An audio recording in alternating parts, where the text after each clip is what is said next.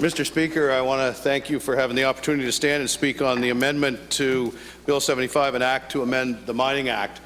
Rarely do we see members stand and enter into lengthy debate about subject matter or bills as they enter third reading, and it's even more rare that the minister responsible for bringing a bill forward does, but today I'm going to do just that. You see, Mr. Speaker, recently Bill 75, an act to amend the Mining Act, has undergone significant scrutiny in the public and in conversations throughout the media or social media. And this bill has made its way through the legislative process, and I'd like to take some time to clarify a few points. I would like to take some time to give reasons why these amendments to the Act are absolutely necessary.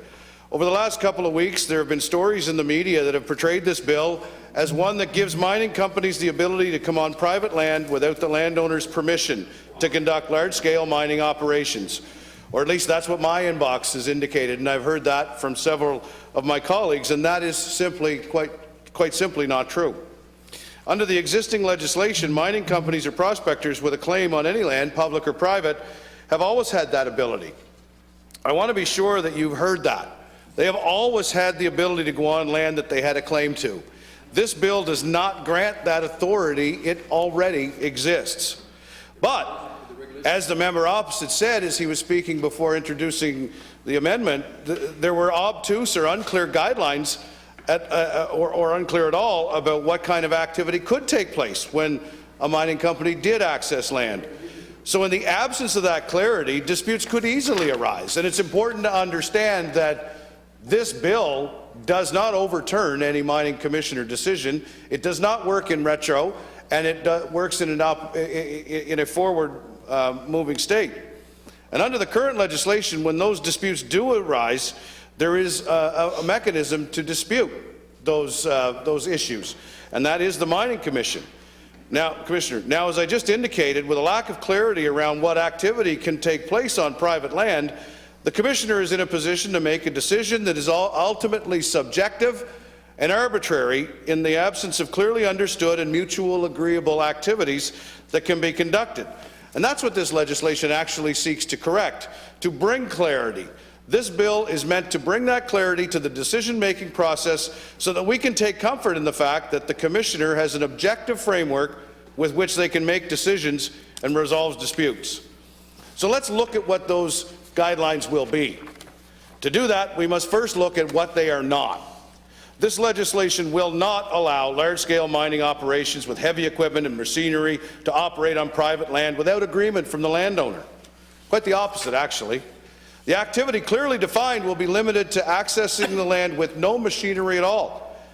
And the exploration can only be conducted with the use of hand tools, and the maximum amount of material that could be extracted will be 2 kilograms.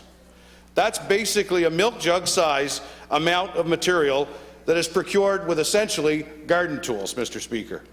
Hardly the creation of an open-pit mining operation with heavy equipment operating without permission of the landowner.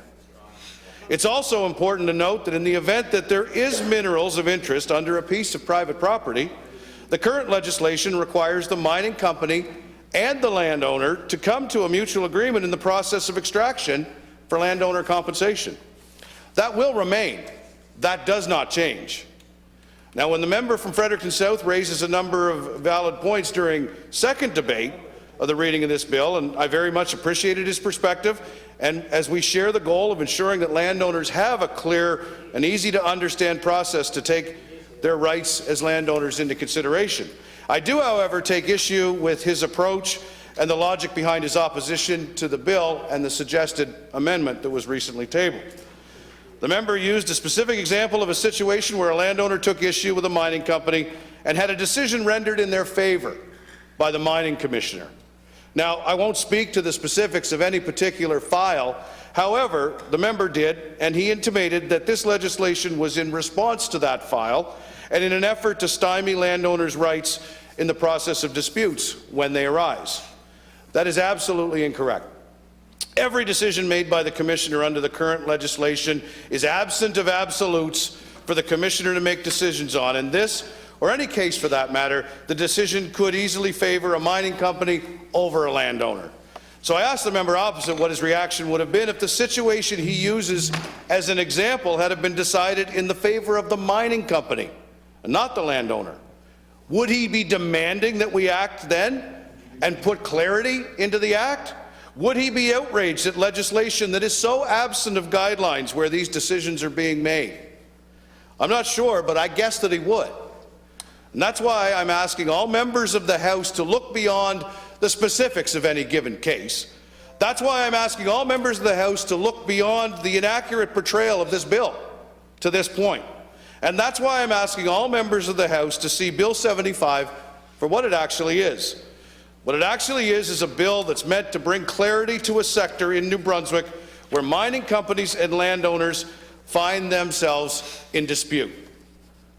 To all the members of the House, as we stand here and discuss this, that clarity does not exist right now. And I'm sure that all members would agree that when we charge any board, agency or commission with the role of making decisions, but do so in the absence of clarity on how these decisions are being made, we are setting them up to do so in an ill-equipped fashion, and that is what we are trying to correct here with this bill. That is why this legislation has been brought forward, and that is why I ask all members for their support of Bill 75 as it was presented and act to amend the Mining Act. Thank you very much, Mr. Speaker.